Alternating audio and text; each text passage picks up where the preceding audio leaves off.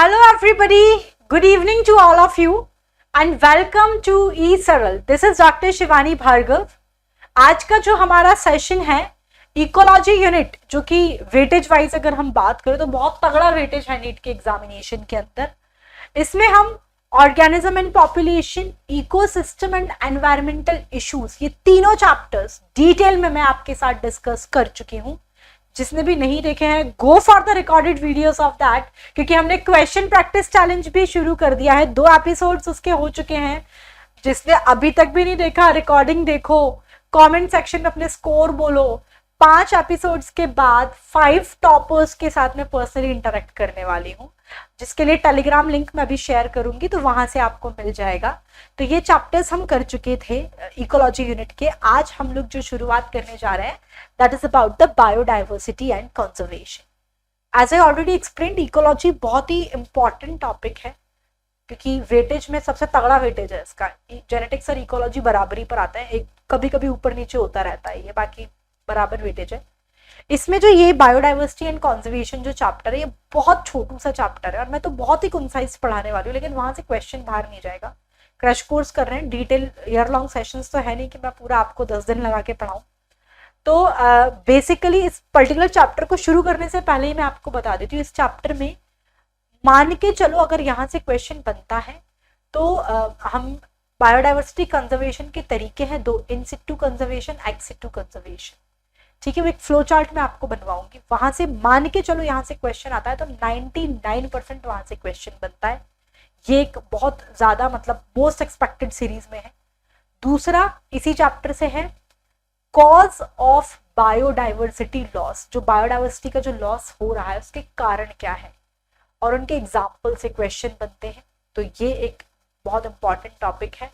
बाकी फिर छोटे छोटे स्पीशीज एरिया रिलेशनशिप से क्वेश्चन आ रखा है, ये हम यहाँ पर डिस्कस कर लेते हैं. मतलब बेसिकली और इससे ज़्यादा बहुत ज़्यादा कुछ नहीं पढ़ना है, छोटा छोटा सा सेक्शन. सिर्फ ये मेजरली ये 3 चीज़ें मैं आपको इस चैप्टर में कवर करने वाली हूँ, क्योंकि यहाँ से ही अधिकतर क्वेश्चन आता है. ठीक है, और बाकी जो होगा वो इसका पीडीएफ, जिसको पूरा देखना है एक बार, इसका पीडीएफ मैं आपको टेलीग्राम पे शेयर कर दूंगी. ये पूरा का पूरा चैप्टर मैंने यहाँ पे ले रखा है. हाँ, तो चलिए सेशन की शुरुआत करते हैं. मेरे बारे में आप जानते ही होंगे, मैं सिर्फ डॉक्टर शिवानी भार्गव. मैं पिछले 8 से 10 सालों से ऑनलाइन कोचिंग इंडस्ट्री के अंदर अपनी सर्विसेज दे रही हूँ. मैं अपने अभी तक के करियर में लाखों डॉक्टर्स को मेंटर कर चुकी हूँ. तो ये मेरा ऑफिशियल टेलीग्राम चैनल है और t.me/Dr. शिवानी स्टडी मटेरियल के लिए, क्वेश्चन पीडीएफ के लिए और मुझसे इंटरेक्ट करने के लिए. आपकी बात मुझ तक पहुंचने का यही एक जरिया है. तो आप ये टेलीग्राम ज्वाइन कर लीजिए. This is my official Telegram channel. इसमें चैट ओपन नहीं है, लेकिन मैं जब भी कोई वॉइस नोट डालती हूँ, मैं अपने सारे सेशंस के लिंक यहाँ शेयर करती हूँ, मैं स्टडी मटेरियल यहाँ डालती हूँ, तो आपके पास कमेंट्स के ऑप्शन आते हैं, उनको मैं पढ़ती हूँ. तो आप वहाँ पर मुझे कमेंट करके अपनी राय मुझ तक, अपनी बात मुझ तक पहुँचा सकते हैं. और अगर आप एक सिस्टमैटिक मैनर में नीट की जर्नी को तय करना चाहते हैं तो ये मेरी टीम का कॉन्टैक्ट नंबर है. अगर आप सब्सक्रिप्शन लेना चाहते हैं, मेरी मेंटरशिप में प्रॉपर गाइडेंस के साथ, एक प्रॉपर तरीके के साथ नीट की जर्नी को तय करना चाहते हैं, तो this is my contact number for any subscription related query. You can contact me here also. Okay, so let's start with the session. अब जैसे कि चैप्टर का नाम ही है biodiversity loss and it's conservation. हमारे प्लैनेट की, अर्थ की मैं बात करूं तो कोई भी अगर बाहर से कोई एलियन यहाँ पर आए तो वो अमेज हो जाएगा कि यहाँ पर कितनी ज्यादा बायोडाइवर्सिटी है. वेजिटेशंस के ले लो, एनिमल्स के ले लो, बहुत ज्यादा बायोडाइवर्सिटी है. तो लेकिन धीरे धीरे धीरे धीरे ये बायोडाइवर्सिटी का लॉस होता जा रहा है. तो ये लॉसेस के कारण क्या है और इनका संरक्षण कैसे किया जाए, इनको कंजर्व कैसे किया जाए, यही बेसिकली मैं इस चैप्टर में आपके साथ डील करूंगी. तो हम डायरेक्टली उन सेक्शन से करेंगे जहां से क्वेश्चन आते हैं, because it is the crash course. 99% तो मेरे इस क्रैश कोर्स से भी क्वेश्चन बाहर नहीं जाएगा. तो ये सब मैं आपको नहीं बता रही हूँ. हाँ, ये एक आंकड़े थोड़े से देख लो, क्वेश्चन आ जाता है तो कभी ये आंकड़े देख लो. अब बायोडाइवर्सिटी की बात करें तो तुम काली चींटी, हरी लाल चींटी, चीटा इससे ज्यादा नहीं जानते, लेकिन आप देखो चींटियों की भी, the common man would find it hard to believe that there are more than 20,000 species of ant. 20,000 से ज्यादा प्रजातियां हैं चींटियों की खाली। 3 लाख स्पीशीज है, 3 lakh species of beetles, 28,000 species है आपके फिशेस की, 20,000 स्पीशीज ऑफ ऑर्किड्स, मतलब बहुत ज्यादा है biodiversity. Now you can imagine the magnitude of it. इसमें ज्यादाओं के नहीं आंकड़े याद रखे जा सके तो मत रखना, मैं हाईलाइट कर देती हूँ, सिर्फ उसका रख लेना, आंट का याद रख लेना। इसमें कई जगहों पर आपको आंकड़े दिखेंगे, आंट का याद रख लो ना, मैंगो का याद रख लेना और राइस के याद रख लेना, कितने वेरिएंट्स, बस इन 3 के याद रख लो, बाकी के याद रखने की जरूरत नहीं है आंकड़े। आंट, मैंगो, राइस, आंट का तो आ गया 20,000 से ज्यादा स्पीशीज, ठीक है। बाकी ये सब नहीं मैं डिस्कस कर रही। जेनेटिक डाइवर्सिटी जेनेटिक लेवल पर है, ये सब नहीं कर रहा। स्पीशीज डाइवर्सिटी क्या है नहीं डिस्कस करना है, बहुत कम सेक्शन इसमें से हम बहुत कंसाइज हम पढ़ेंगे, ठीक है।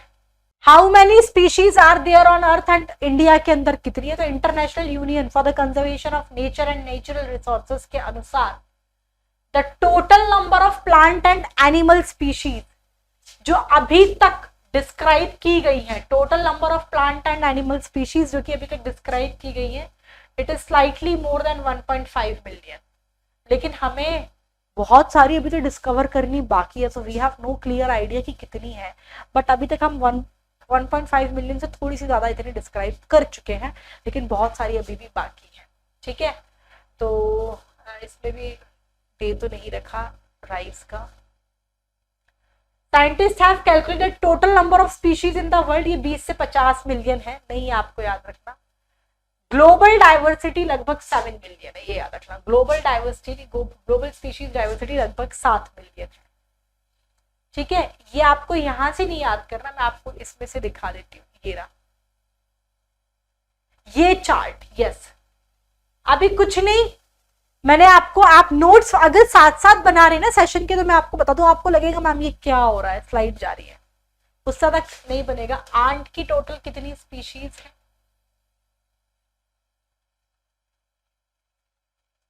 आंट की स्पीशीज, राइस की species mention in the NCERT, और मैंगो, ये लिख लेना, ये याद करने हैं आंकड़ों में तो, ठीक है। तीसरा, ये चार्ट बहुत इंपॉर्टेंट है, यहां से question directly ABCD fill up the blanks के फॉर्म में क्वेश्चन आ जाता है, आपको एज इट इज याद होना चाहिए। जैसे कि यहाँ पर देखो इनवर्टिब्रेट्स में हम देखें, मेजॉरिटी तो इंसेक्ट्स है, 70% इंसेक्ट्स होता है एक्चुअली, ठीक है। फिर आपके उसके बाद आता है other group of animals, then it's comes to the crustaceans, then it comes to the mollusc, ठीक है।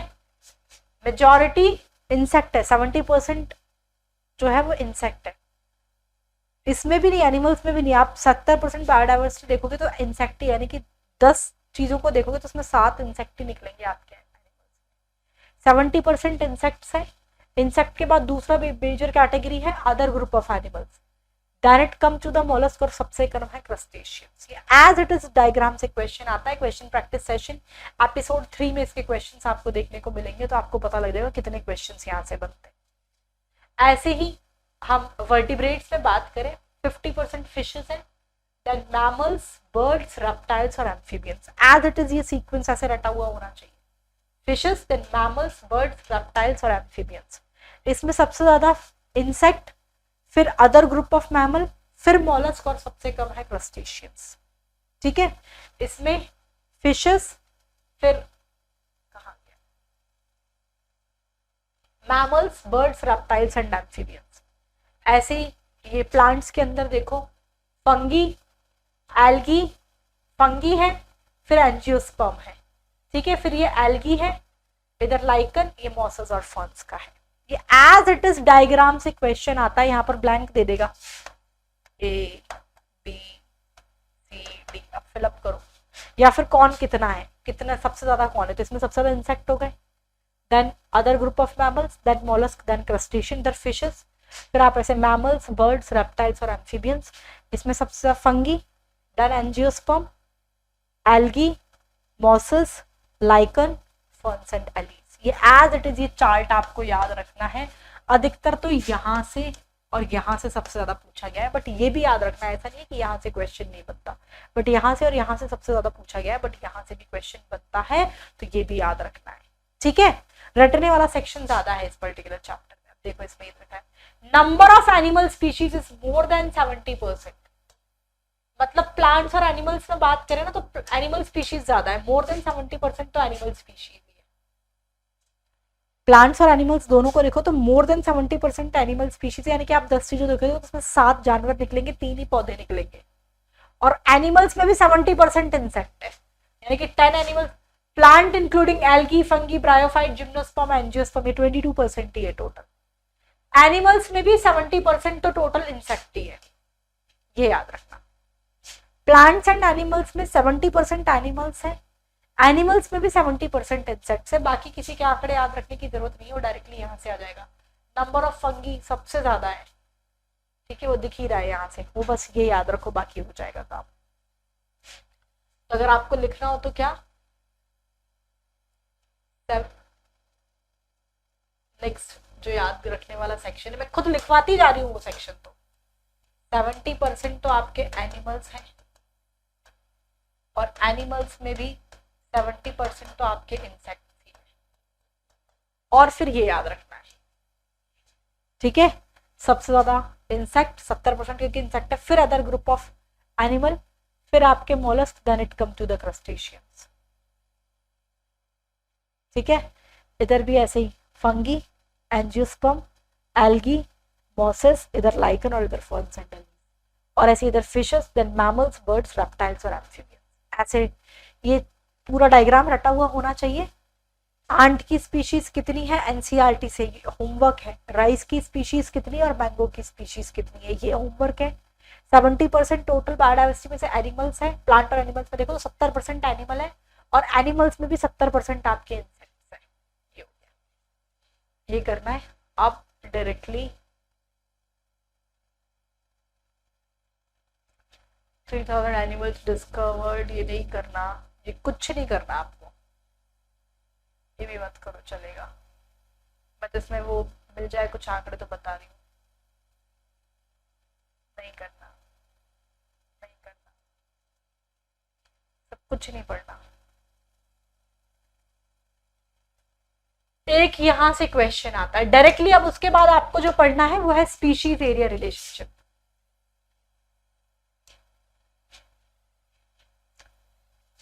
स्पीशीज एरिया रिलेशनशिप किसका दिया हुआ है, जर्मन नेचुरलिस्ट और ज्योग्राफर थे अलेक्जेंडर वॉन हम्बोल्ट। इन्होंने जब साउथ अमेरिका के जंगल्स को एक्सप्लोर किया तो इन्होंने क्या देखा, आप जितना ज्यादा एरिया कवर कर रहे हो ना उतनी ज्यादा स्पीशीज बढ़ती जा रही है। Found that species richness increased with increasing the explored area, लेकिन सिर्फ एक लिमिट तक, उसके बाद नहीं बढ़ती। This is the species area relationship. The relationship between the species area and area turned out to be कैसा दिखता है, ये ऐसे rectangular hyperbola है, rectangular hyperbola है for a wide variety of ये बस क्या बनता है, इससे भी क्वेश्चन में यहाँ लिख देती हूँ। सबसे पहला, इसके बाद जो आपको याद रखना है, इसके बाद जो नोट्स में आपको याद रखना है वो है स्पीशीज एरिया रिलेशनशिप के बारे में। स्पीशीज मैं साथ साथ बनवा रही हूँ नोट्स, इसके बाहर से क्वेश्चन नहीं जाएंगे, आप सिर्फ इतना लिख लो, इतने राम कहानी पढ़नी ही नहीं है। सबसे पहले स्पीशीज एरिया रिलेशनशिप किसका दिया हुआ है, तो ये जो आप याद रखना नाम, अलेक्जेंडर वॉन हम्बोल्ट साहब का। अलेक्जेंडर वॉन हम्बोल्ट ने दिया था while exploring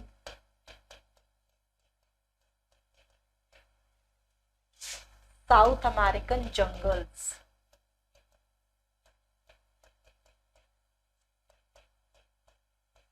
क्या कहा था इन्होंने, स्पीशीज और एरिया का, कि भाई जैसे जैसे एरिया बढ़ेगा स्पीशीज रिचनेस भी बढ़ती जा रही है, ये बोला इन्होंने। क्या कहा, species richness increased with increasing explored area, लेकिन एक लिमिट तक, but only up to a limit, ये होता है। ये क्लियर हो गया ना बेटा, कि जैसे से एरिया बढ़ रहा है स्पीशीज रिचनेस बढ़ रही है, लेकिन एक लिमिट तक ही ऐसा होता है, उसके बाद नहीं होता। दूसरी चीज इन्होंने क्या कही, एक और जो इसका ग्राफ कैसा आता है, रेक्टेंगुलर हाइपरबोला। ये कैसा बनता है ग्राफ, कैसा है, रेक्टेंगुलर हाइपरबोला। बस एक ही क्वेश्चन याद रखना है, मैं लिखती जा रही हूँ जो जो याद रखना है। स्पीशीज है, अलेक्जेंडर वॉल हम्बल्ट ने दिया while exploring the south American jungle. Previous year question है यहाँ से, मुझे याद नहीं है कब था साल, है एपिसोड 3 में करोगे आप क्वेश्चन चैलेंज में। अलेक्जेंडर वॉल हम्बल्ट ने दिया, उन्होंने कहा स्पीशीज रिचनेस बढ़ती जा रही है जब आप लेकिन एक लिमिट तक बढ़ती है, एरिया जैसे जैसे इंक्रीज हो रहा है स्पीशीज रिचनेस भी बढ़ रही है, लेकिन एक लिमिट तक, उसके बाद नहीं। और इसका कर्व आता है रेक्टेंगुलर हाइपरबोला, दैट्स इट, और कुछ नहीं, और कुछ नहीं पढ़ना, ये और कुछ नहीं पढ़ना, ये कुछ नहीं करना, कुछ नहीं करना।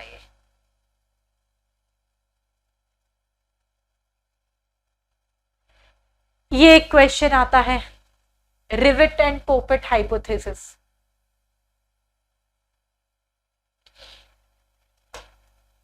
एक ये पढ़ाना है मुझे तुम्हें, यहां से प्रीवियस ईयर क्वेश्चन बन चुका है। बायोडाइवर्सिटी का अगर लॉस होता है, आप कह रहे हैं ना स्पीशीज, तो हमारे इकोसिस्टम पर, हमारे एनवायरनमेंट पर, हमारे नेचर पर उसका क्या इम्पैक्ट है। तो बायोडाइवर्सिटी लॉस का the effect of reduction in biodiversity has been explained by Paul साहब ने ये रिवेट पोपर हाइपोथेसिस से इसे समझाया था। ठीक है, क्या समझाया मैं आपको बताऊंगी अभी। उन्होंने रिवेट पोपर हाइपोथेसिस से कि जो बायोडाइवर्सिटी का जो रिडक्शन हो रहा है ना, इसका क्या इफेक्ट है, ये उन्होंने समझाया रिवेट पोपर हाइपोथेसिस से। क्या है, बड़े ही ध्यान से सुनिएगा। इन्होंने ये बताया कि आप मान लो एक aeroplane low for example, airplane को एक इकोसिस्टम मान लो, तो एयरप्लेन पर यानी कि उस इकोसिस्टम पर बायोडाइवर्सिटी लॉस का क्या इम्पैक्ट है हम बताएंगे। तो उन्होंने मान लो एयरप्लेन को एक इकोसिस्टम माना, एयरप्लेन को एक इकोसिस्टम माना, और एयरप्लेन्स के जो सारे पार्ट्स हैं, एयरप्लेन के जो विंग्स हैं, उनकी विंडोज हैं, उसका गेट है, वहां पर जो पैसेंजर के बैठने के लिए जो सीट्स हैं, ये सब स्क्रू से, बोल्ट से कसी हुई रहती है। तो उन्होंने क्या किया, एयरप्लेन को तो इकोसिस्टम माना, और जो सारे पार्ट्स आपस में एक दूसरे से जुड़े हुए हैं, थाउजेंड्स ऑफ रिवेट्स, यानी कि वो बोल्ट्स के थ्रू, उन रिवेट्स को हमने स्पीशीज माना, उन रिवेट्स को हमने स्पीशीज माना। और आप ध्यान से सुनना है क्या कहा, एयरप्लेन है, उसको मान लो इकोसिस्टम की बराबरी दे दी, एयरप्लेन एक इकोसिस्टम है, उसके सारे पार्ट आपस में रिवेट से जुड़े हुए होते हैं, उन रिवेट को स्पीशीज बोला। अब मेरी बात सुनना, अब मान लो हर एक पैसेंजर क्या कर रहा है, निकलते वक्त सीट पे जिस पे बैठा हुआ उसका एक बोल्ट निकाल के लेके जा रहा है। अब अगर मान लो एक बोल्ट अगर सीट से निकाल भी लिया जाए तो कोई एरोप्लेन की स्थिति बुरी नहीं हो जाएगी, कोई बहुत ज्यादा दुष्परिणाम उसका नहीं झेलना पड़ेगा। ऐसा नहीं है कि पैसेंजर की जान पर ही आ बनेगी उस एक सीट के बोल्ट को निकालने से। करेक्ट है ना बेटा? ठीक है, तो यही सब करते जा रहे हैं। तो मतलब हर आदमी जो बैठ रहा है, एक एक पैसेंजर, उससे एक एक बोल्ट, एक एक रिवेट निकालता जा रहा है। अब एक टाइम बाद सीट के बोल्ट खत्म हो गए, कोई खिड़कियों दरवाजों के भी बोल्ट निकालेगा। एक एक निकालने से कोई फर्क नहीं पड़ता, बट धीरे धीरे धीरे जब मान लो सारे सीट के बोल्ट निकल गए तो सीट गई, खिड़कियों के बोल्ट गए तो सीट खुल जाएगी। और स्पेशली जो एयरप्लेन के विंग्स हैं, अगर उन विंग्स से स्पेशली हम बोल्ट निकाल लें, हम सीट्स की जगह, विंडोज की जगह, सबसे पहले अगर एयरप्लेन की विंग से अगर हम वो रिवेट निकाल लेंगे तो फिर हमारा एयरप्लेन जो है वो चलने में असक्षम हो जाएगा और वो वहां पर फिर पैसेंजर के लिए जानलेवा हो सकता है। तो स्पीशीज शुरुआत में लॉस से पता नहीं पड़ता, धीरे धीरे धीरे वो एक मेजर रूप धारण कर लेता है। और स्पेशली जो विंग्स से अगर पहले ही निकाल लो तो वो सबसे ज्यादा, क्योंकि वही तो फ्लाइट की सेफ्टी नहीं है। अदरवाइज एरोप्लेन के विंग्स से ही अगर आप बोल्ट निकाल लोगे तो वो एयरप्लेन के विंग्स वाले जो रिवेट है ना, they act as a keystone species. Rivet पे कम है वहां पर रिवेट, कीस्टोन स्पीशीज, लेकिन उनका ग्रेट इंपैक्ट है कम्युनिटी कैरेक्टरिस्टिक पर। तो ग्रेट इंपैक्ट है ना एयरप्लेन पर भी, उसके विंग्स के जो बोल्ट है। तो देखो यही लिखा हुआ है, इन एन एयरप्लेन, उसको इकोसिस्टम माना, parts are joined together using thousands of rivet, that is the species. अगर हर एक पैसेंजर जो इसमें ट्रैवल कर रहा है वो एक एक रिवेट अपने साथ लेके जाता है, तो थोड़ी थोड़ी स्पीशीज यानी कि एक्सटिंक्ट होती जा रही है। रिवेट इज द स्पीशीज ना। It may no effect the flight safety, proper functioning चलता रहेगा। एक सीट से एक बोल्ट निकल भी लिया तो फ्लाइट की सेफ्टी पे कोई वो नहीं है, प्रॉपरली ये चलता रहेगा। It may not affect flight safety initially, but जितने ज्यादा रिवेट्स निकलते जाएंगे प्लेन ये है वीक होता जाएगा। सोचो सारी सीट के बोल्ट निकल गए तो पूरी सीटें गिर गई, that plane become dangerously weak over a period of time. Furthermore, which, कौन सा रिवेट आप निकाल रहे हो ये भी ज्यादा क्रिटिकल है। सीट वाला ठीक है, आप विंग से निकालो यानी कि कीस्टोन स्पीशीज मान लिया। Loss of rivets on the wings, loss of rivets यानी कि वोल्ट की बात कर रहा है on the wings, that is the key species, is obviously more serious threat to the flight safety. इसके कंपेयर में आप सीट से निकाल लो तो वो कम था, तो ये इम्पैक्ट होता है। कीस्टोन स्पीशीज मतलब वो ज्यादा दुष्प्रभाव है उसके फिर इकोसिस्टम पर। तो ये था रिवेट पोपर हाइपोथेसिस, जिसमें रिवेट जो बोल्ट है उनको स्पीशीज बताया उन्होंने, ठीक है, एयरप्लेन को इकोसिस्टम से तुलना की, और कीस्टोन स्पीशीज है rivet on the wings, they are the key species. I think now it is clear to everybody who are present in the class. Clear है बच्चा पार्टी? तो ये एक रिवेट पोपर हाइपोथेसिस के बारे में हमें क्लियर होना चाहिए। ठीक, मेरे हिसाब से सबको क्लियर हो गया होगा। मैं दोबारा एक्सप्लेन कर रही हूँ। क्या बताया उन्होंने बताया कि भाई बायोडाइवर्सिटी लॉस से इकोसिस्टम पर क्या प्रभाव है, क्या प्रभाव आ रहा है। एक्चुअली एक दो स्पीशीज एक्सटेंशन से हमें प्रभाव नहीं दिखता, बट उसका प्रभाव तो उन्होंने ऐसे ही रिवेट पोपर हाइपोथेसिस से समझाया। उन्होंने एरोप्लेन को एक इकोसिस्टम कंसिडर आउट किया मान लो, और जो एरोप्लेन के जो डिफरेंट पार्ट्स हैं, सीट्स हैं, विंडोज हैं, गेट्स हैं, उनके विंग्स हैं, वो रिवेट से जो कसे हुए होते हैं उनको स्पीशीज माना। तो कह रहा है कि मान लो कोई भी पैसेंजर आता है, वो अपने साथ एक रिवेट निकाल के ले जा रहा है, एक बोल्ट निकाल के ले जा रहा है। शुरुआत में तो फ्लाइट की सेफ्टी पर कोई, एक सीट में कितने सारे बोल्ट्स होते हैं, एक निकल भी जाएगा तो कोई फर्क नहीं पड़ रहा, लेकिन धीरे धीरे ये इस फ्लाइट को वीक बनाती जाएगी। सारे बोल्ट निकल जाएंगे तो सीट्स गिर जाएंगी, विंडो के सारे बोल्ट्स निकल जाएंगे तो विंडो का गेट गया, तो ये धीरे धीरे उसे वीक बनाता जाएगा। अब वो उसमें भी ये कह रहा है कि आप कहाँ से रिवेट को निकालते हो, वो भी एक क्रिटिकलिटी को डिफाइन करेगा। जैसे कि आप सीट की तुलना में अगर विंग से निकाल लो तो वो ज्यादा डेंजरस है, तो विंग्स पे जो रिवेट है they act as a keystone species. So this is all about the Rivet-Popper hypothesis. I think it is clear to everybody. तो ये हमने डिस्कस कर लिया।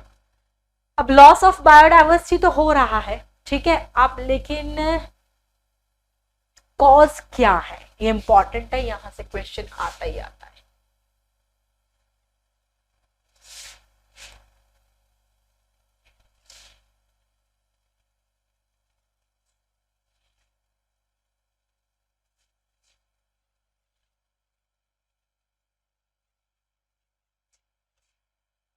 Cause of biodiversity loss, very very very important.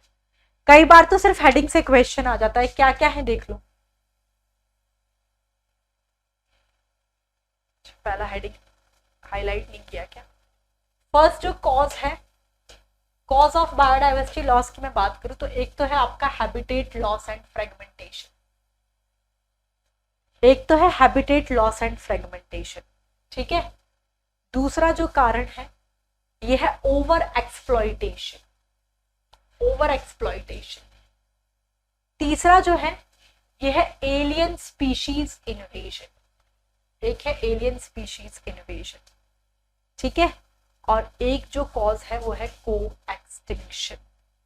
These are the causes of loss of biodiversity. अब एक चीज मेरी ध्यान से सुनना, क्वेश्चन आता है, पहले तो मैंने कॉज ऑफ, सिर्फ हेडिंग बता रही हूं, अभी डिटेल पढ़ाऊंगी, इंपॉर्टेंट है क्योंकि ये बहुत इंपॉर्टेंट टॉपिक है, यहां से क्वेश्चन आता है।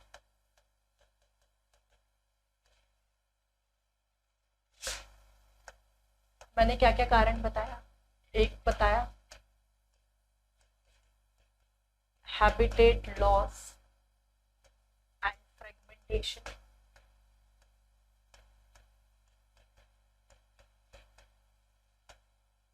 एक मैंने आपको बताया ओवर एक्सप्लॉइटेशन, एक मैंने आपको बताया एलियन स्पीशीज इन्वेजन, नाम बता रही हूँ, अभी डिटेल गई नहीं बेटा मैं, और एक मैंने आपको बताया को extinction.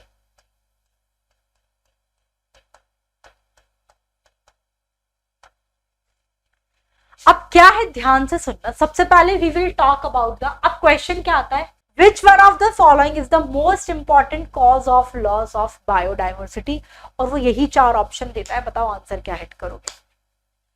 Which one of the following is the most important cause of loss of biodiversity, और वो 4 ऑप्शन यही देगा, बताइए क्या आंसर हिट करेंगे। अब हमने तो चारों ही पढ़े cause of loss of biodiversity में, हैबिटेट लॉस एंड फ्रेगमेंटेशन भी है, ओवर एक्सप्लॉइटेशन भी है, एलियन स्पीशीज इन्वेजन भी है, को एक्सटेंशन भी है।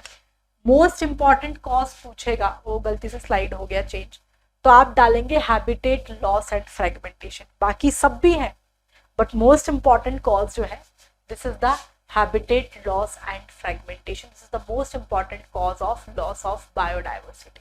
ये दे रखा, याद रखना जरूरी है, यहां से इस तरीके से क्वेश्चन बनता है बेटा। This is the most important cause of loss of biodiversity, that is the habitat loss and extinction.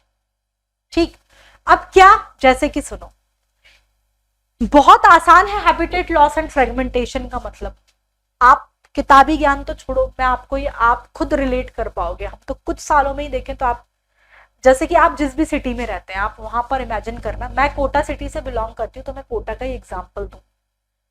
आज से जब मैं छोटी थी, जब मैं स्कूल गोइंग थी, तो मुझे याद है हमारे यहाँ ना एक पदमपत सिंघानिया स्कूल है, उसे हम कोटा के आउटस्कर्ट्स में कंसिडर करते थे। वास्तव में बहुत लंबे दौरान तक कोई सोसाइटी, कोई कॉलोनी, मतलब खेत ही खेत, जंगल ही जंगल, फिर बड़ा दूर, वो बहुत अच्छा स्कूल था लेकिन बड़ी दूर वो आउटस्कर्ट्स में आता था। जब मैं छोटी थी, आई थिंक बहुत ज्यादा छोटी भी नहीं, जब 8th या 8th स्टैंडर्ड में, 6th 7th स्टैंडर्ड में थी, तो पदमपत सिंघानिया ऐसे आउटस्कर्ट्स में कंसिडर होता था। आज मैं बात करूं तो आप वो पदमपत सिंघानिया की तरफ जाओगे ना, तो आपको दुनिया भर की लाइन से सोसाइटीज मिलेंगी, और उसके बाद भी सोसाइटीज डेवलप हो चुकी हैं, मल्टीप्लेक्सेस बन चुके हैं, मल्टी स्टोरीज बिल्डिंग खड़ी हो चुकी है, मॉल्स आ चुके हैं। तो यानी कि आप अपने ही लाइफ टाइम में देखो, आप भी अपने जिस भी शहर में रहते हो, आपको शायद ऐसा कुछ ध्यान हो कि जिसको हम मानते हैं अरे यार ये तो शहर से बहुत दूर है, आज वो शहर का सिटी सेंटर बन गया, पता ही नहीं चला। जहां पहले खेत थे, आज वहां बड़ी बड़ी मल्टी स्टोरीज खड़ी है, वहां मॉल्स बन गए हैं।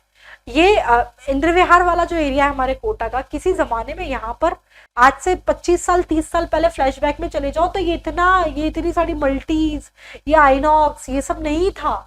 तो ये कितनी जल्दी ऐसे अर्बनाइजेशन हुआ ना, तो हुआ क्या, लेकिन ये एक्चुअली हम जहां पर खेत था, जहां पर जंगल था, उनको काट के हमने बड़ी बड़ी मल्टी स्टोरीज खड़ी कर दी। तो वहां पर जो लोग रहते, जहां पर जो जानवर थे, वहां पर जो वेजिटेशन था, वहां पर जो एनिमल्स थे, उनका हैबिटेट ही तो हमने छुड़ाया है। तो वहां से वो स्पीशीज लॉस का एक बहुत बड़ा कारण है। ऐसे ही हम जंगल में हाईवे बनाते, रोड बनाते, तो हम कई बार फ्रेगमेंटेशन कर देते, उसको तोड़ देते, उसका विभाजन हो जाता है। तो ये एक बहुत बड़ा कारण है स्पीशीज बायोडाइवर्सिटी लॉस का, that is the habitat loss and fragmentation. I think it is clear to everybody, अभी कुछ भी पढ़ने की जरूरत नहीं, कुछ नहीं पढ़ते, ठीक है। दूसरा जो है कारण, it is the over exploitation. इसमें क्या है, देखो इंसान हमेशा से ही अपनी जरूरतों को पूरा करने के लिए, चाहे मैं फूड की बात करूं, चाहे मैं शेल्टर की बात करूं, हम अपने जरूरत को, होम की बात करूं, हम अपनी रोटी कपड़ा मकान तीनों के लिए ही हम अपने नेचर पर ही डिपेंडेंट है। हम उन्हीं को यूज करेंगे, हम उसी को एक्सप्लॉइट करेंगे अपनी जरूरतों को पूरा करने के लिए। लेकिन वो कोई दिक्कत नहीं है, एक्चुअली एक लिमिट होता है कि नेचर की कैपेसिटी है कि वो उस लिमिट तक अपने आप को रिन्यू कर लेता है। तो हम कोई बहुत ज्यादा नुकसान नहीं पहुंचाते उसे, क्योंकि नुकसान पहुंचाना इसलिए नहीं कहेंगे क्योंकि उसमें रिन्यूएबिलिटी की कैपेसिटी है। हम अपनी जरूरतों के लिए है ही नेचर पर डिपेंडेंट।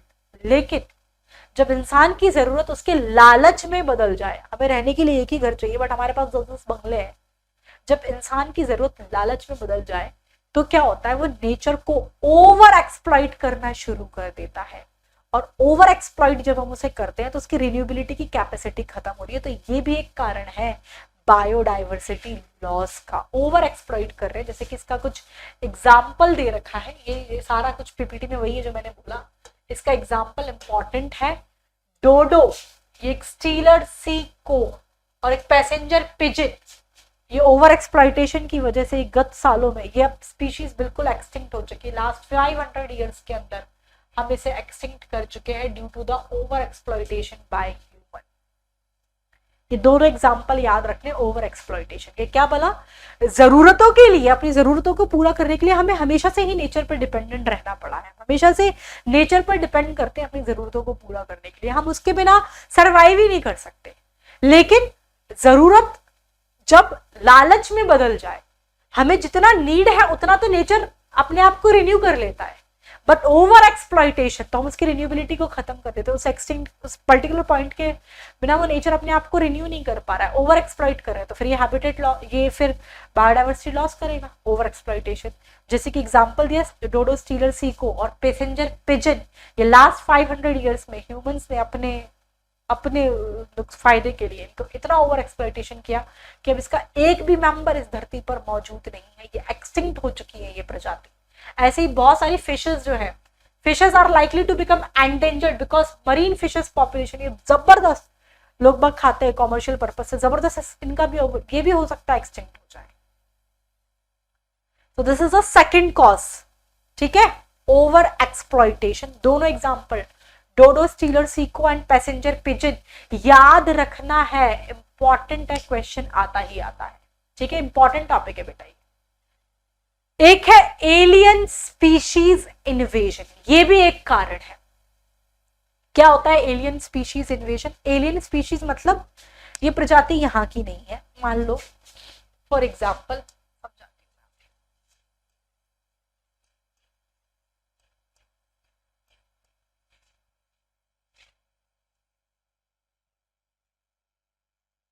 ये एरिया ए है, मैं दो ही ले लेती हूँ, और ये एरिया बी है। एरिया ए में मान लो y, z, x, u, v, 1, 2 ये सब स्पीशीज के नाम मान लो ये रहती हैं। यहाँ पर g, h, i, k, 5, 9 ये स्पीशीज रहती हैं। अब ये एरिया ए में 5 और 9 स्पीशीज नहीं है, ये यहाँ की स्पीशीज ये है।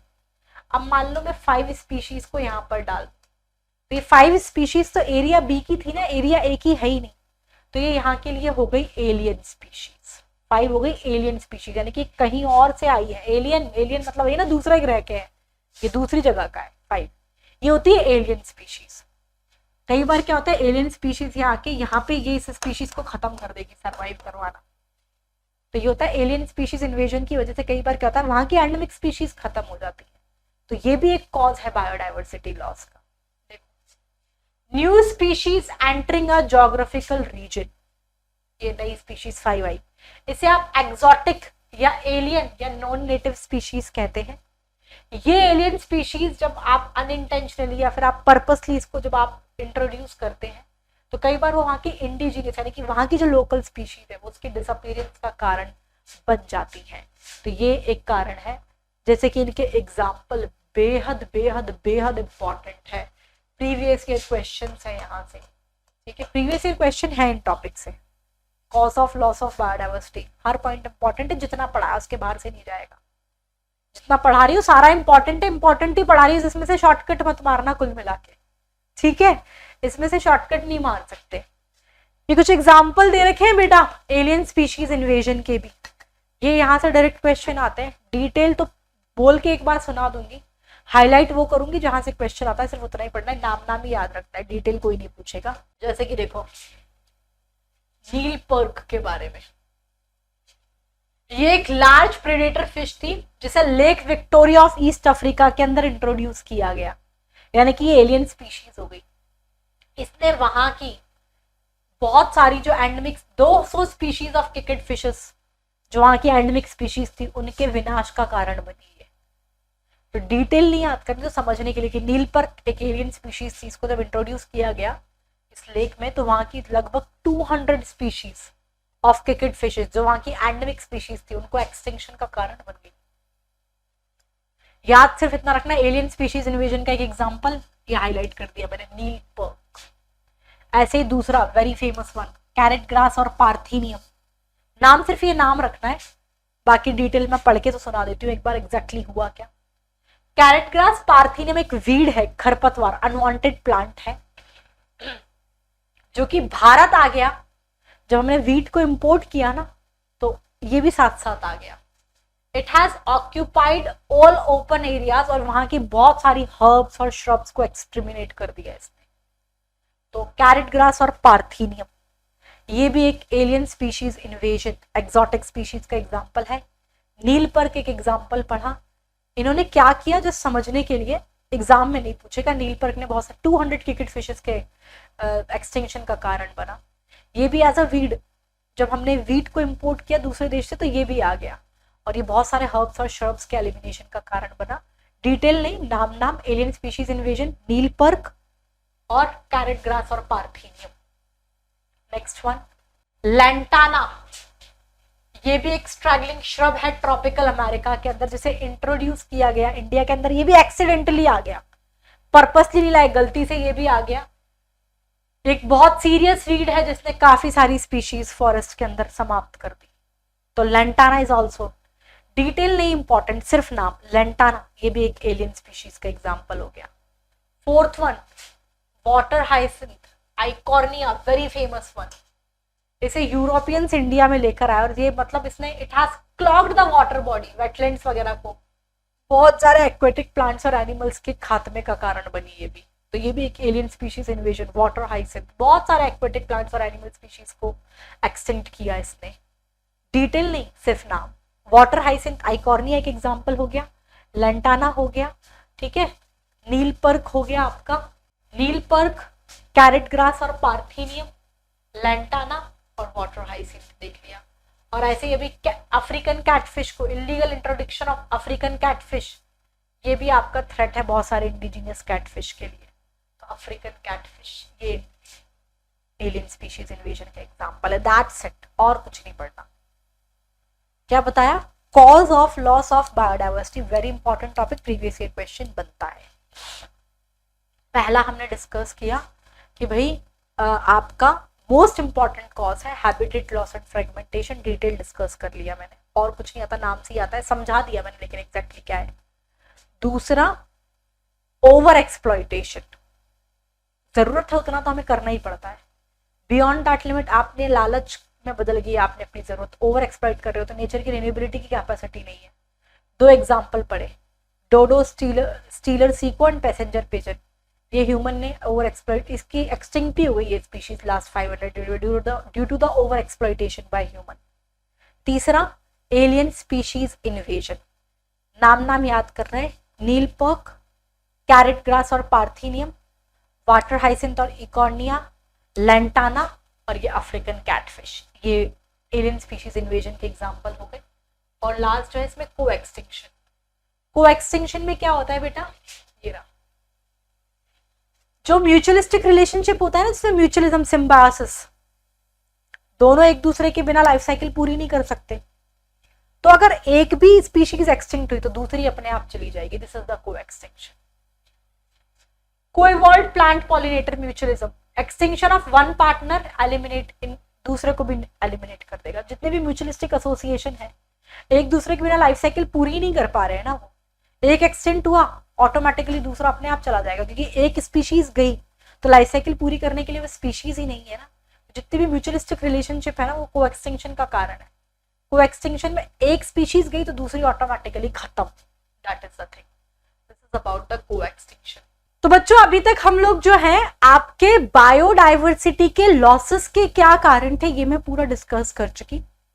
Next we will have a conversation about, losses पढ़ चुके हैं, अब हमें वैसे तो कि लॉसेस के कारण ये, लेकिन अब इन्हें सेव कैसे किया जाए, इसको कंजर्व कैसे किया जाए ये पढ़ेंगे। लेकिन इससे पहले एक बहुत इंपॉर्टेंट टॉपिक है, that is about the red data book and IUCN। यहाँ से क्वेश्चन बनता है, तो ये हम एक बार पहले पढ़ लेंगे। क्या इसमें हम डिस्कस करते हैं ये, क्योंकि इंपॉर्टेंट सेक्शन है, मैं इसको हैंड रिटन आपको करवा देती हूँ जिससे कि आप चीजें अच्छे से समझ पाए। हम रेड डाटा बुक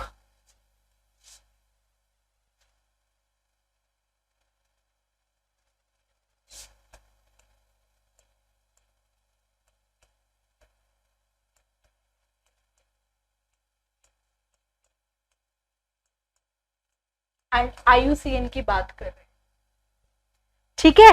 तो सबसे पहला क्वेश्चन तो IUCN की फुल फॉर्म से ही आ जाता है बेटा।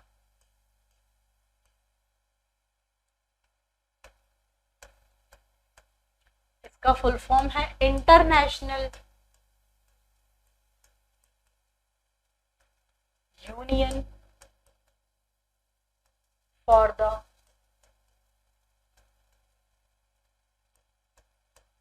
conservation of International Union for the Conservation of Nature and Natural Resources। फिर क्वेश्चन आता है IUCN जो है इसका हेडक्वार्टर जो है, इससे भी क्वेश्चन आ जाता है। ये मॉथ स्विट्जरलैंड के अंदर है।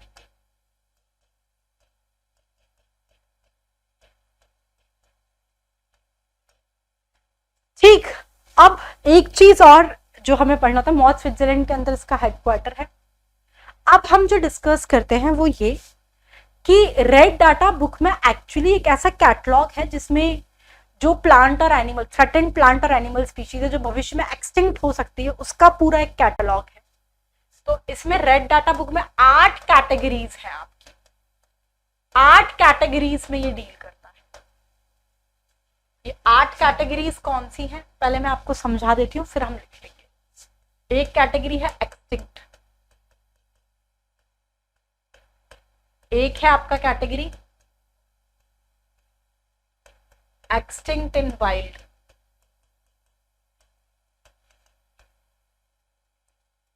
तीसरा category critically endangered,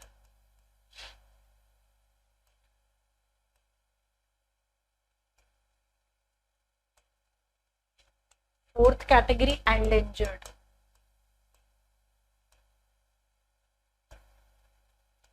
fifth category vulnerable,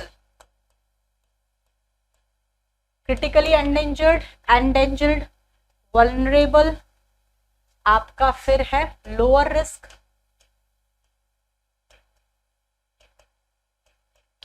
seventh category data deficient,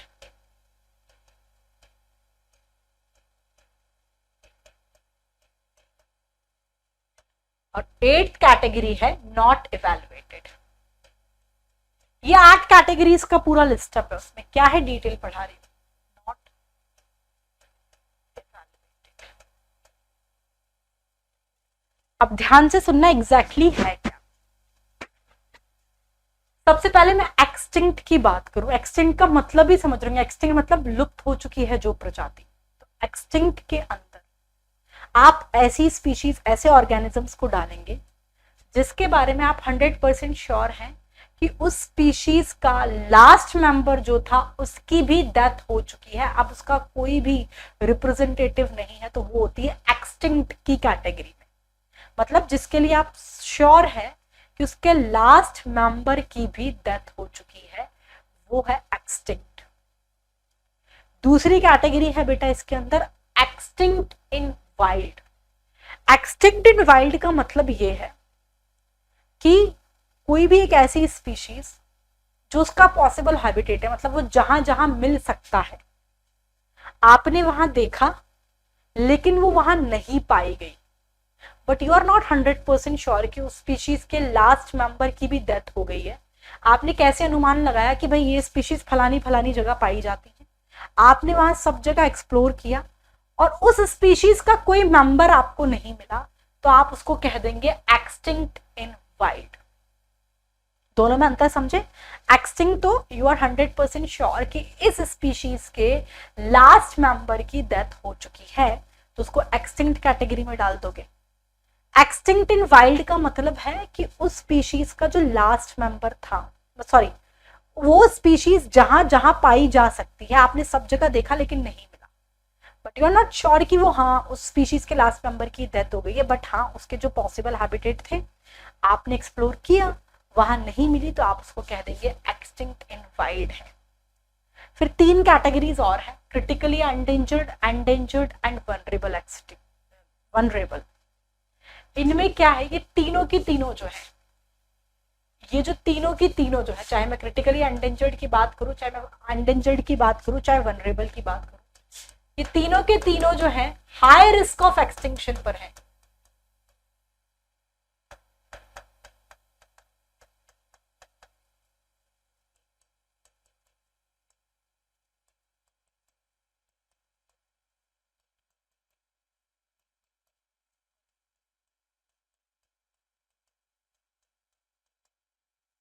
ये तीनों की तीनों जो है ये high risk of extinction.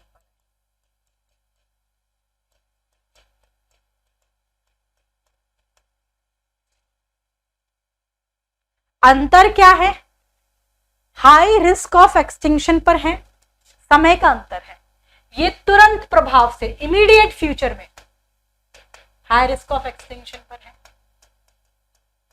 Endangered को इनसे थोड़ा ज्यादा समय है एक्सटिंक्ट होने में, तो ये नियर बाय फ्यूचर में हाई रिस्क ऑफ एक्सटिंक्शन पर है। और वनरेबल, इनके पास इन दोनों से ज्यादा समय है, तो ये मिड टर्म फ्यूचर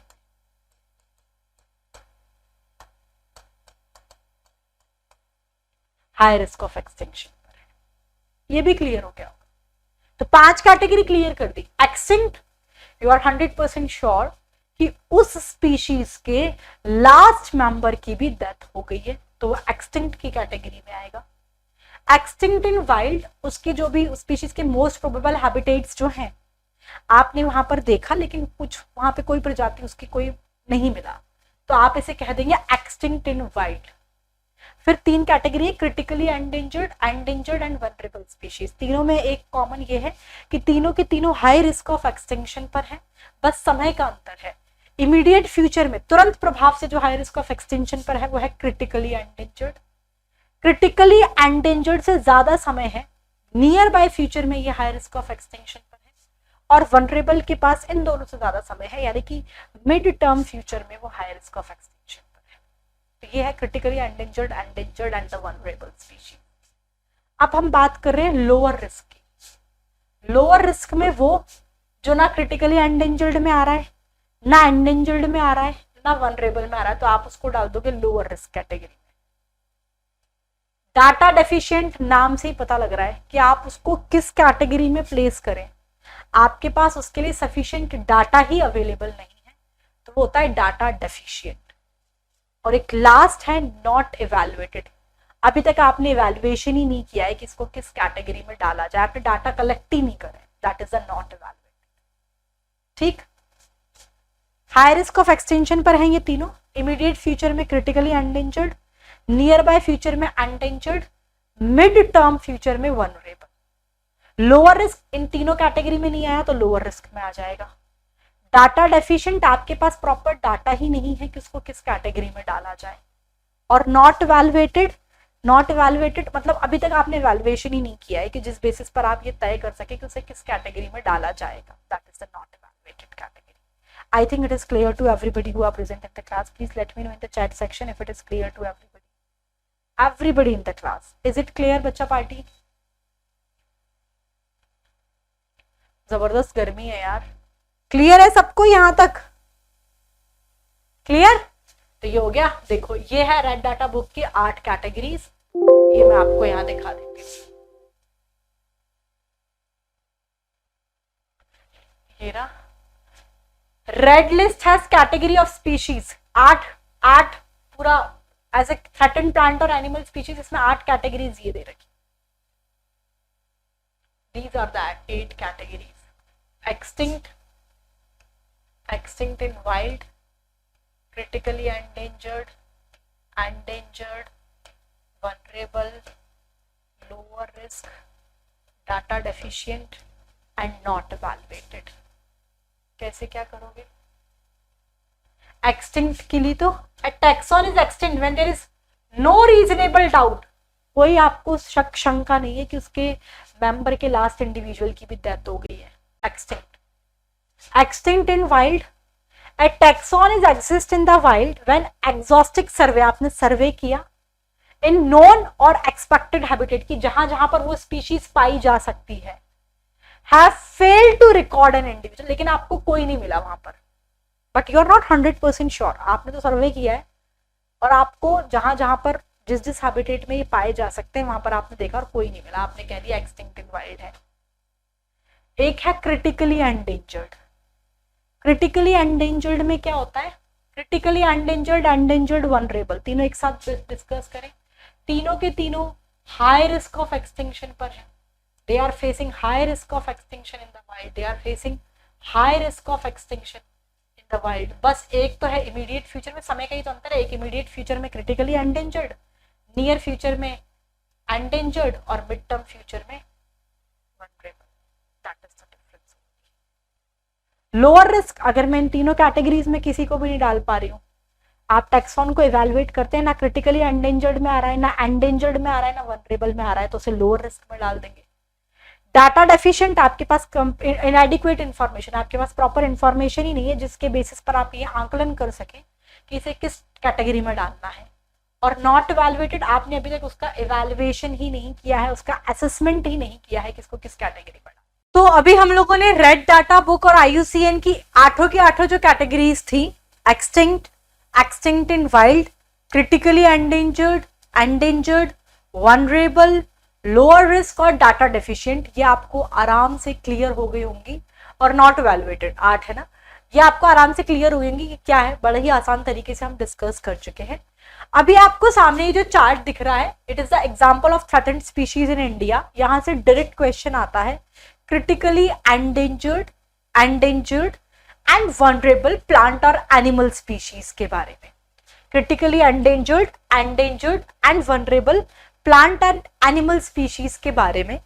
देखो, don't take my words otherwise, वैसे तो आपको ये सारा ही चार्ट याद होना चाहिए, बट कुछ बच्चे मैम इतने एग्जाम्पल तो नहीं हो पा रहे, नाम भी बड़े ऐसे अजीबो गरीब है, बर्बरीज, निलगिरिस, सुसल्विनस, नहीं याद हो पाएगा सारे. तो जो बच्चे नहीं याद कर पा रहे हैं, जिनसे लग रहा है कि नहीं मैम मुझे नहीं लग रहा, तो 90% तो मेरे हाईलाइट किए हुए में से क्वेश्चन बाहर नहीं जाएगा. कुछ हैं और भी, वो मैं क्वेश्चन चैलेंज एपिसोड 3 आपके लिए संडे को मॉर्निंग 9 AM लाइव लेकर आ रही हूँ, उसके थ्रू मैं डिलीवर करूंगी कुछ क्वेश्चंस, और कुछ यहीं पर जो मैं हाईलाइट कर रही हूँ, अधिकतर तो 95% तो उसके आगे नहीं जाएगा. थ्योरी के अलावा कुछ जो मैं एग्जाम्पल्स हैं वो मैं क्वेश्चन प्रैक्टिस के दौरान डिलीवर करूंगी, इसलिए नालायकों से अटेंड करना है सुबह 9 बजे एपिसोड 3, ठीक है. तो उनके अलावा नहीं जाएगा. याद कर सकते हो सारा तो बहुत अच्छी बात है, नहीं कर सकते तो मैं हाईलाइट कर रही हूँ, सिर्फ उतने याद कर लेना. और क्वेश्चन चैलेंज में जो एग्जाम्पल्स बताऊंगी बायोडाइवर्सिटी एंड कंजर्वेशन के कुछ क्वेश्चन के थ्रू मैं आपको डिलीवर करूंगी, वो कर लेना, उसके अलावा काम बन जाएगा, ठीक है. तो जैसे क्रिटिकली एंडेंजर्ड प्लांट और एनिमल स्पीशीज के बारे में यहाँ दे रखा है. Critically endangered plant species Berberis, निलगिरिस और सुसल्विनस, ये क्रिटिकली एंडेंजर्ड एनिमल स्पीशीज है. याद हो जाए तो बहुत अच्छी बात है, नहीं तो जय श्रीमन नारायण करते हुए आगे बढ़ दिया जाए.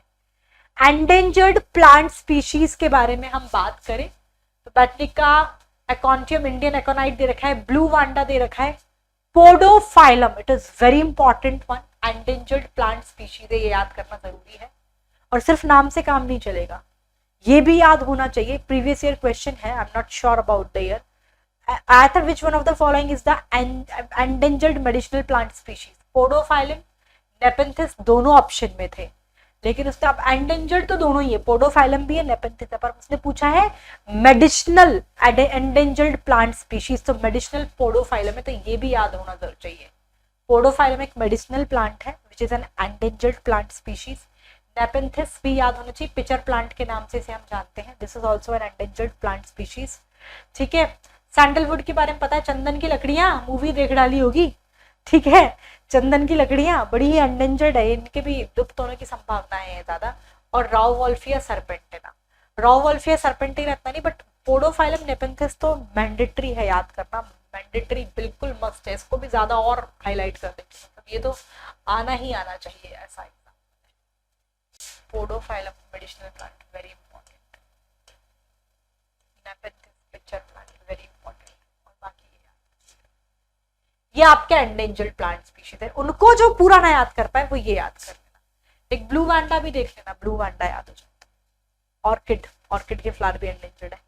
एनिमल में बात करें तो बहुत सारे इसमें, एनिमल में रेड पांडा से क्वेश्चन आ रखा है, ठीक है।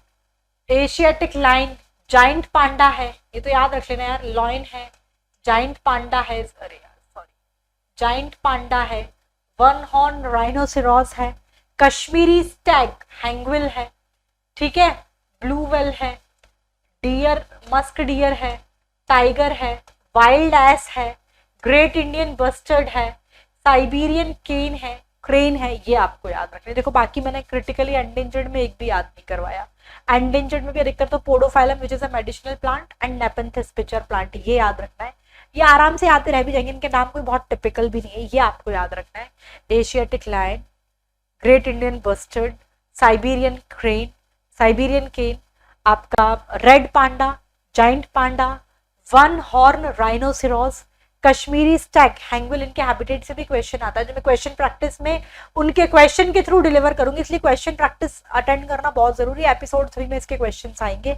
वाइल्ड एस के बारे में भी, एक ग्रेट इंडियन बस्टर्ड के ऊपर कुछ और क्वेश्चन भी बनता है इनके हैबिटेट से, वो मैं क्वेश्चन प्रैक्टिस में ही डिलीवर करूंगी, तो एपिसोड 3 देख लीजिएगा क्वेश्चन चैलेंज का, जो संडे को आएगा। और वनरेबल में कुप्रिसिस प्लांट याद रहे तो ठीक, ब्लैक बग एंटीलॉप वाला, ये बहुत इंपॉर्टेंट है, ब्लैक बग याद रखना, ये vulnerable plant species, animal species है ब्लैक बग। सलमान खान इसी के चक्कर में कोर्ट कचहरी के चक्कर काट रहा है, काला हिरण, ब्लैक बग, ठीक है, याद रखना है। तो दिस इज द थिंग्स, सारा याद रख सकते हैं चार्ट तो बहुत बढ़िया बात, नहीं याद रख सकते मैडम तो भी कोई बात नहीं, जितना हाईलाइट किया उतना याद कर लेना। 90% तो यहाँ से क्वेश्चन नहीं जाएगा, थोड़े से क्वेश्चन और हैं इसके अलावा जो मैं क्वेश्चन प्रैक्टिस से डिलीवर करूंगी, उनके अलावा क्वेश्चन 95% तो नहीं आएगा, पूरा नहीं याद कर पाता, 95% तो उन्हीं में से क्वेश्चन आएंगे, ठीक है। तो एंडेंजर्ड में ब्लू वांडा, ये नहीं आता, podophyllum Nepenthes should be on your finger tips, Asiatic lion, giant panda, one horn rhinoceros, Kashmiri Stag, red panda, blue whale, musk deer, tiger, wild ass and great Indian bustard, ये आपके example है।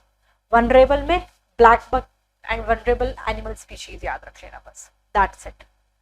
तो ये हम discuss कर चुके। मैं causes of extinction, cause of loss of extinction क्या थे, बायोडाइवर्सिटी लॉसेस के कारण डिस्कस हो चुका, red data book and IUCN के बारे में डिस्कस हो चुका। अब हम डिस्कस करेंगे कि हमने कारण तो पढ़ लिए बायोडाइवर्सिटी लॉस के, अब इसे बचाया कैसे जाए, किस तरीके से हम इसे कंजर्व कर सकते हैं, मैं इनके बारे में आपके साथ बात करूंगी। आई एम सो सॉरी, ठीक है, नेक्स्ट अब हम इसके बारे में डिस्कशन करेंगे। तो मैं तुम्हें थोड़ा सा दे देती हूँ, अब जो मैं पढ़ाने जा रही हूँ मान के चलो कि कहीं और से क्वेश्चन आए ना आए, तुम्हारे यहाँ से क्वेश्चन आ ही जाता है, ठीक है। Next will, how do we conserve biodiversity.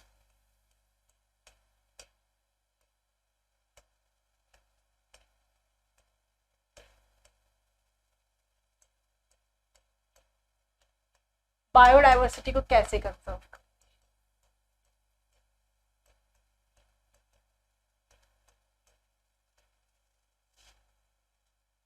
How do we conserve biodiversity. तो बेटा बायोडाइवर्सिटी कंजर्वेशन के ना दो तरीके हैं, एक है इन सिटू कंजर्वेशन, इन सिटू, और एक है एक्स सिटू कंजर्वेशन।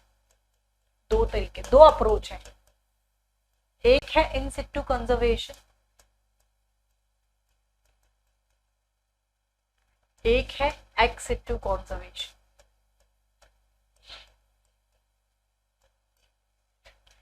क्या है, ध्यान से सुनिएगा। इंसिटू कॉन्जर्वेशन की मैं बात करूं बेटा, इंसिटू कॉन्जर्वेशन में क्या है, मान लीजिए आपको समझ में आएगा बहुत आसानी से। इंसिटू कंजर्वेशन का अप्रोच किस तरीके से होता है, प्रैक्टिकल अप्रोच नहीं है बहुत ज्यादा, मतलब अगर आपको जल्दी किसी को संरक्षण देना है तो in situ conservation is not a practical approach. क्यों, इंसिटू कंजर्वेशन का तरीका कुछ ऐसा है कि मान लीजिए कि किसी टाइगर को कंजर्व करना है, तो टाइगर को सुरक्षित करने के लिए इन सिटू कंजर्वेशन के तरीके में आप उस पूरे जंगल को संरक्षण देंगे। This is the approach for the in situ conservation, यानी कि biodiversity at each and every trophic level should be conserve. ये स्ट्रैटेजी है इन सिटू कंजर्वेशन की, यानी कि अगर आपको टाइगर को संरक्षण देना है तो आप सिर्फ टाइगर को नहीं बचाओगे, आप उस पूरे जंगल को संरक्षण देंगे। This is the strategy, this is the approach of in situ conservation, and ki biodiversity at each and every trophic level should be conserved. Ex situ conservation एक practical approach है जिसको आपको संरक्षण देना है, आप उसके नेचुरल हैबिटेट से निकाल कर अंडर ह्यूमन केयर हम उसे रखते हैं और उसको प्रोटेक्शन प्रोवाइड करते हैं। ये होता है approach for the x situ conservation. ठीक है, इन सिटू कंजर्वेशन में तो टाइगर को संरक्षण देना, इससे बेहतर एग्जांपल नहीं हो सकता समझने के लिए। टाइगर को संरक्षण देने के लिए आप उस पूरे जंगल को संरक्षण देंगे, यानी कि biodiversity at each and every trophic level should be conserve. Ex situ में क्या है, आप उसको उसके नेचुरल हैबिटेट से निकाल के हम उसे एक ऐसी प्रोटेक्टेड एनवायरनमेंट में रख देंगे जो हमारे संरक्षण में हो, ह्यूमन संरक्षण में हो, हम उसकी देखभाल करेंगे। और sir this is the approach for the x situ conservation. ये सब पीडीएफ में मिल जाएगा लिखा हुआ। इन सिटू कंजर्वेशन की मैं बात करूं, अगर यहाँ से मान के चलो क्वेश्चन आते ही आते हैं, अब ये जो जितने भी मिनट का मेरा सेशन होने वाला है ना, 100% मान के चलो क्वेश्चन आए। इन सिटू कंजर्वेशन की मैं बात करूं,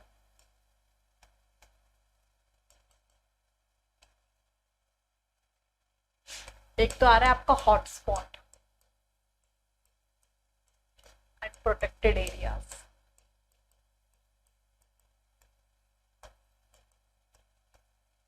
अब प्रोटेक्टेड एरियाज की अगर हम बात करें तो प्रोटेक्टेड एरियाज में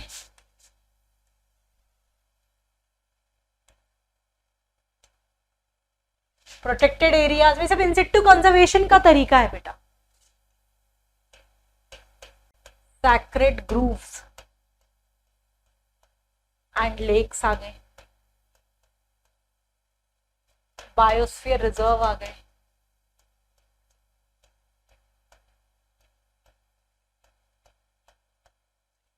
नेशनल पार्क आ गए,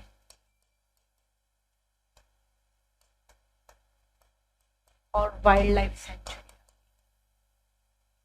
डायरेक्ट क्वेश्चन आता है, which one of the following is not an in situ conservation, which one of the following is not an ex situ conservation. आपको क्लियर होना चाहिए। Wildlife sanctuary as it is, मान इसमें से तो कुछ भी अभी जितने भी मिनट का 10, 15, 20 मिनट जो भी मैं पढ़ाऊंगी आगे, अफोर्डेबल रेंज में नहीं है हमारा। वैसे तो बायोडाइवर्सिटी एंड कंजर्वेशन इतना कंसाइज पढ़ा है, कुछ भी अफोर्डेबल रेंज में नहीं। इससे शॉर्टकट मत मारना, मैंने पहले ही बहुत शॉर्टकट दिया है। इनसे क्वेश्चन बाहर नहीं आएंगे, बट इससे ज्यादा शॉर्टकट लगाओगे तो गड़बड़ हो जाएगी, है ना। तो क्या बताया, इन सिटू कंजर्वेशन में तो हॉटस्पॉट है, प्रोटेक्टेड एरियाज है, प्रोटेक्टेड एरियाज में सैक्रेड ग्रूव्स एंड लेक्स है, बायोस्फीयर रिजर्व्स है, नेशनल पार्क है और वाइल्ड लाइफ सेंचुरी है। ठीक है, अब हॉटस्पॉट क्या होते हैं, क्या ऐसी कौन सी जगह है, पहले इसके मैं कुछ आंकड़ों की बात कर लूं, सब कुछ स्लाइड में तो है। पहले मैं बात करूं हॉटस्पॉट में, इनिशियली 25 हॉटस्पॉट हुआ करते थे, फिलहाल 34 हॉटस्पॉट अवेलेबल हैं। इनमें से भी हर एक लाइन से क्वेश्चन आया है, कोई शॉर्टकट लगाना ही नहीं है। इंडिया के अंदर 3 हॉटस्पॉट हैं। इंडिया के अंदर जो 3 हॉटस्पॉट है उनके नाम, हिमालयन रीजन,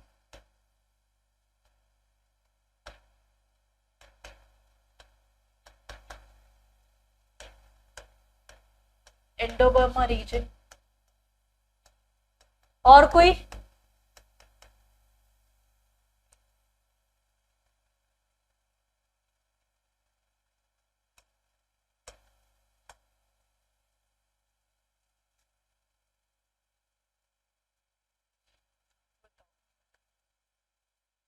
एक सेकेंड। वैसे तो मैं अगर हॉटस्पॉट की बात करूं ना बेटा, मैंने फिलहाल, लेकिन मैं वही आपको बताऊं जिससे कि आप कंफ्यूज ना हो। 34 मैंने बताया, बट फिलहाल 34 से ज्यादा है। मैंने इसमें अपडेटेड वर्जन डाला है। एनसीईआरटी अभी भी 34 कहती है, तो हमें 34 ही याद रखना है, इससे ज्यादा नहीं करना। इसीलिए मैं एक बार चेक कर लूं। Just give me a second. यही याद रखना है। कुछ बच्चे कहेंगे मैम इससे ज्यादा है, लेकिन अभी आपके लिए यही है। ठीक है, Indo Burma region, Himalayan region and Western Ghat and Sri Lanka, Western Ghat and Sri Lanka. ठीक है, ये है आपके हॉटस्पॉट। हॉटस्पॉट से क्वेश्चन आता है, पहले 25 हुआ करते थे, अभी 34 हॉटस्पॉट हैं, उसमें से इंडिया के अंदर 3 हैं। अब आप सोच रहे हैं मैडम श्रीलंका कहाँ इंडिया में हुआ, बर्मा रीजन, इंडो बर्मा कहाँ श्रीलंका इंडिया में हुआ? बेटा इसके इंडिया के साथ आसपास थोड़ी सी नेबरिंग कंट्रीज भी अलाउड है, मतलब नेबरिंग कंट्रीज भी इसके अंदर है, तो हमने वो भी कर दिया। ठीक है, तो Western Ghat and Sri Lanka, Indo Burma region and the Himalayan region, ये इंडिया के अंदर 3 हॉटस्पॉट है। हर पॉइंट से, हर वर्ल्ड से नीट के एग्जाम में क्वेश्चन है, तो बिल्कुल अफोर्डेबल रेंज में नहीं है, भूलना। ठीक है, पहले 25 हॉटस्पॉट हुआ करते थे, फिलहाल 34 हॉटस्पॉट है, इंडिया के अंदर 3 है।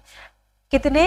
Indo Burma region, Himalayan region, Western Ghat and Sri Lanka. ठीक है, और दूसरा इन सिटू कंजर्वेशन में एक तो आ गया हॉटस्पॉट, एक आ गया प्रोटेक्टेड एरियाज। प्रोटेक्टेड एरियाज में सारे नाम सैक्रेड ग्रूव्स एंड लेक्स हैं, बायोस्फीयर रिजर्व 14 है नंबर, नेशनल पार्क 90 है, वाइल्ड लाइफ सेंचुरीज 448 है। ये आंकड़े भी याद रखने हैं, ये आंकड़े भी याद रखने हैं। ठीक है, सैक्रेड ग्रूव्स एंड लेक है, बायोस्फीयर रिजर्व कितनी है? तो 14 बायोस्फीयर रिजर्व्स है, नेशनल पार्क 90 है, वाइल्ड लाइफ सेंचुरीज 448 है। बायोस्फीयर रिजर्व का थोड़ा और डिटेल जाऊंगी, उससे पहले मैं हॉटस्पॉट के बारे में थोड़ा और डिटेल चली जाती हूँ। हॉटस्पॉट से एक ही क्वेश्चन आता है कि ठीक है, हमने बात कर ली कि इंडिया के अंदर ये 3 हॉटस्पॉट हैं, तो पहले 25 हुआ करते थे, अभी 34 हॉटस्पॉट है, बट आप कैसे बोलोगे कि भैया ये एरिया हॉटस्पॉट में है? तो क्राइटेरिया मैं बताऊं अगर हॉटस्पॉट का,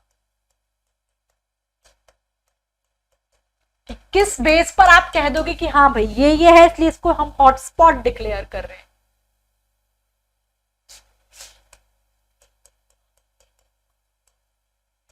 हाई डिग्री ऑफ,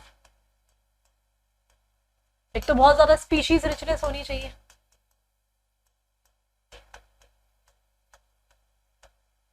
और उनके लुप्त होने की संभावनाएं भी ज्यादा हों।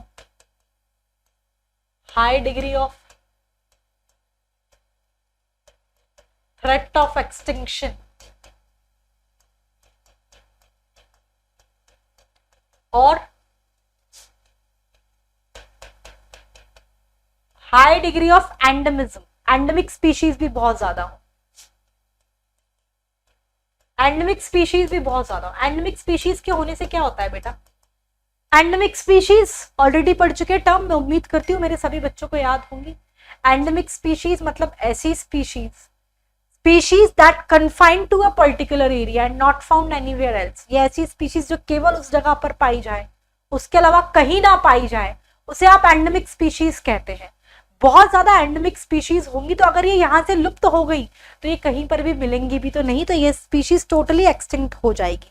तो ये बेसिस है आपका, इस बेसिस पर आप हॉटस्पॉट को डिक्लेयर करते हैं कि एक तो high degree of endemic species ज्यादा हो, डिग्री ऑफ थ्रेट ज्यादा और ज्यादा स्पीशीज रिचनेस हो, तो उनको आप हॉटस्पॉट कह देंगे। यहां से क्वेश्चन आ चुका है, हॉटस्पॉट पहले 25, अभी 34, इंडिया के अंदर 3 हॉटस्पॉट, उनके नाम। यहां से क्वेश्चन आ चुका है। इन सिटू कंजर्वेशन में हॉटस्पॉट आता है, प्रोटेक्टेड एरियाज है, प्रोटेक्टेड एरियाज में sacred groves and lakes question आ चुका है, बायोस्फीयर रिजर्व क्वेश्चन आ चुका है, कितने हैं? 14 है क्वेश्चन आ चुका है, नेशनल पार्क कितने? 90 क्वेश्चन आ चुका है, वाइल्ड लाइफ सेंचुरी कितने? 448 क्वेश्चन आ चुका है, और ये इन सिटू कंजर्वेशन का पार्ट है। ठीक है, इन सिटू कंजर्वेशन की अप्रोच भी बता दी। अप्रोच क्या है? अगर टाइगर को संरक्षण देना है तो आपको पूरे जंगल का संरक्षण करना पड़ेगा। Biodiversity at each and every trophic level should be conserve, ये कॉन्सेप्ट है, ये अप्रोच है इन सिटू कंजर्वेशन का। लास्ट जो है ये बायोस्फीयर रिजर्व के बारे में है। बायोस्फीयर रिजर्व तो हमने पढ़ लिया कि 14 है टोटल। बायोस्फीयर रिजर्व में 3 जोन्स हैं, इसके 3 जोन है। ठीक है, core zone, buffer zone and transition, core zone, transition zone and the buffer zone. क्या है इसका डिटेल में आपके साथ डिस्कस कर लेती हूँ। इसका डायग्राम मैं आपको दिखा देती हूँ। ये देखो, हॉटस्पॉट हो गया, protected sacred groves and sacred lakes, biosphere reserve, national park and wildlife sanctuaries, इसमें ये ऐड कर लेना। नेशनल पार्क कितने? 90, वाइल्ड लाइफ सेंचुरीज कितनी 448, बायोस्फीयर रिजर्व 14, ये क्वेश्चन आता है। ठीक है, ये 3 हॉटस्पॉट, सिर्फ नाम नाम वेस्टर्न, सिर्फ नाम नाम, कुछ नहीं, ऑलरेडी दिखा दिया मैंने, डिटेल नहीं जाना। वेस्टर्न घाट एंड श्रीलंका, ठीक है, Indo Burma region and the Himalayan region, ये 3 हॉटस्पॉट है इंडिया के अंदर, जो ऑलरेडी लिख चुकी मैं, इसलिए आपको यहां से लिखने की जरूरत नहीं पड़ेगी। ठीक है, हॉटस्पॉट की बात करी हमने, ये हॉटस्पॉट के बारे में। अरे यार, hotspot, the key criteria for determining the hotspot, किन बेसिस पर आप कहोगे कि भाई ये हॉटस्पॉट है? Very high level of species richness, high degree of endemism, मतलब ऐसी स्पीशीज जो केवल वहीं पाई जाए, उसके अलावा कहीं नहीं जा पाई जाए, ऐसी बहुत सारी होनी चाहिए, एंड डिग्री ऑफ थ्रेट भी ज्यादा हो, तो आप इसको हॉटस्पॉट कंसिडर आउट कर देंगे। ये क्राइटेरिया मैं लिखवा चुकी, मैंने बता दिया इनिशियली 25 हॉटस्पॉट हुआ करते थे, फिलहाल 34 हॉटस्पॉट है इंडिया के अंदर, 3 है जो भी मैं डिस्कस कर चुकी। ठीक है, इन सिटू कंजर्वेशन का अप्रोच डिस्कस किया था, इन Situ strategize, emphasize the protection of whole ecosystem, पूरे के पूरे इकोसिस्टम को conserve, therefore its biodiversity at all the level is protected, बताया था ना। it means we save the entire forest to save the tiger, biodiversity at each and every trophic level should be conserved, this is the strategy of in situ conservation. I think it is clear to everybody. Biodiversity conservation का एक तरीका इन situ conservation, in situ conservation किस strategy पे काम करता है कि पूरे के पूरे इकोसिस्टम को कंजर्व करना है। मुझे टाइगर को संरक्षण देने के लिए मैं सिर्फ उसे संरक्षण नहीं दूंगी, मैं पूरे जंगल का संरक्षण करवाऊंगी, जिससे कि हर एक ट्रॉफिक लेवल पर बायोडाइवर्सिटी को कंजर्व किया जा सका।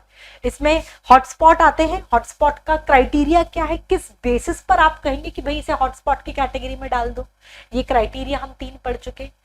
हॉटस्पॉट कितने हैं, पहले 25 हुआ करते थे, फिलहाल 34 है इंडिया के अंदर। 3 हॉटस्पॉट है, तीनों के नाम Western Ghat and Sri Lanka, Indo Burma region and the Himalayan region, ये तीनों नाम याद होने चाहिए। फिर आता है प्रोटेक्टेड एरियाज, प्रोटेक्टेड एरियाज में आप क्या है, सैक्रेड ग्रूव्स एंड लेक्स, आपके biosphere reserve, national park, wildlife centuries, इनके आंकड़े याद होने चाहिए कि 14 बायोस्फीयर रिजर्व है, ठीक है, नेशनल पार्क 90 है और वाइल्ड लाइफ सेंचुरीज 448 है। ये क्वेश्चन आता है और एक इनसे क्वेश्चन आता है, क्या है मैं डिस्कस कर लेती हूँ। बायोस्फीयर रिजर्व की बात करें हम तो बेटा ये 3 जोन है, core zone, buffer zone and the transition zone. क्या होता है मैं आपको डिस्कस कर लेती हूँ, मैं खुद ही करके लिखवा देती हूँ। ये हो गया, ठीक है। अब बायोस्फीयर रिजर्व में 3 जोन है, दैट इज कौन कौन से हैं मैं आपको यहाँ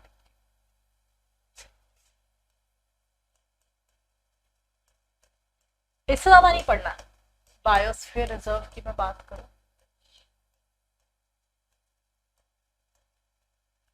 तीन जोन से बच्चा,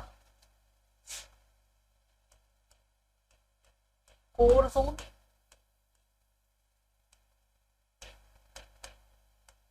buffer zone and the transition zone.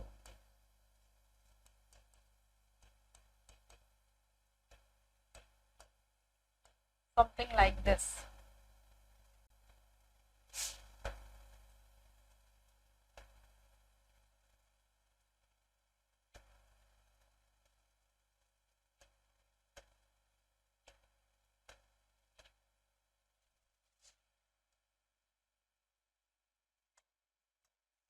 देखो बेटा क्या है, this is the core zone, this is the buffer zone, this is the transition zone।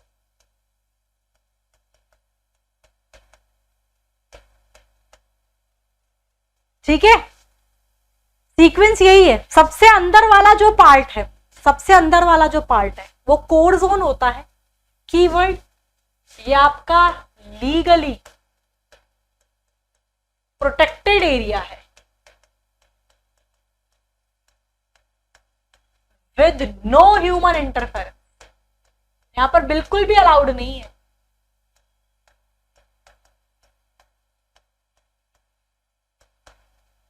Core zone internal सबसे अंदर वाला है, जो डायग्राम में देख सकते हो सबसे अंदर कोर जोन है, लीगली प्रोटेक्टेड एरिया है, यहां पर कोई भी किसी भी प्रकार का ह्यूमन इंटरफेरेंस अलाउड नहीं होता। Next zone is the buffer zone.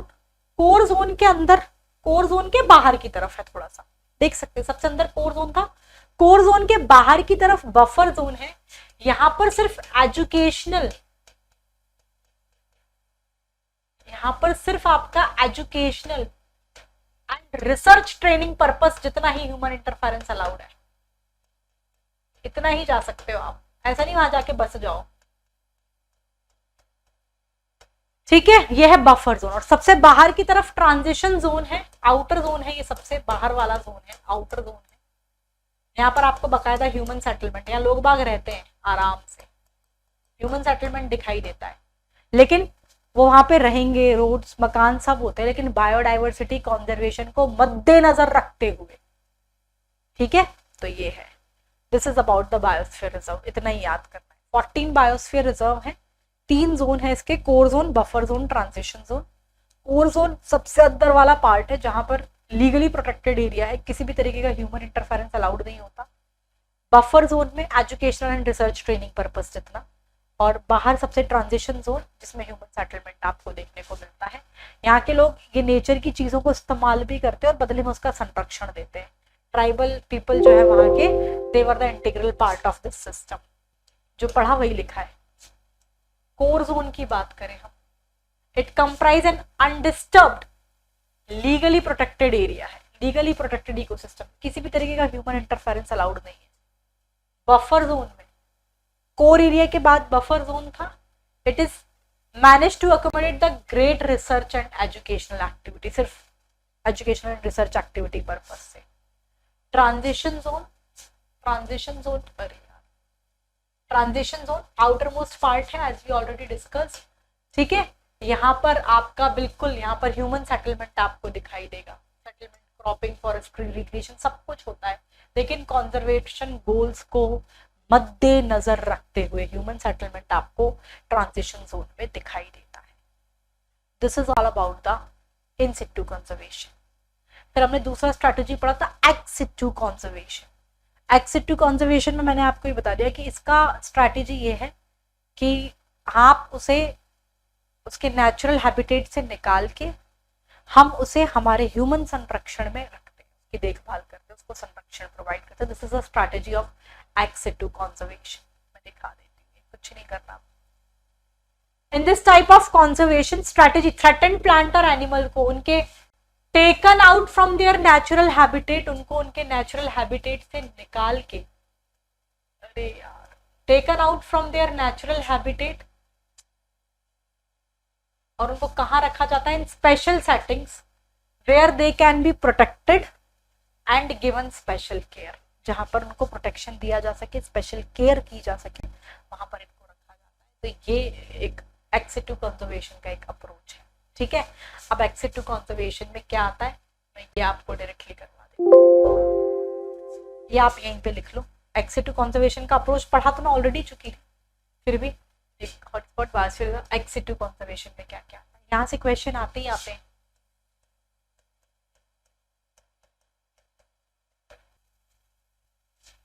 X situ conservation में आया आपका sacred plants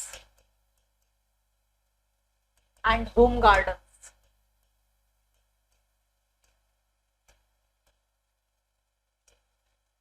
seed bank,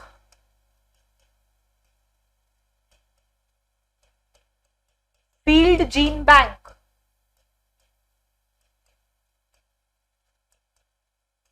and cryopreservation। X situ conservation में। फिर इसमें बॉटनिकल गार्डन, नाम याद होने चाहिए। इन सिटू कंजर्वेशन में क्या आता है, एक्स सिटू कंजर्वेशन में क्या आता है, डायरेक्ट क्वेश्चन बनते हैं यहाँ। Botanical garden,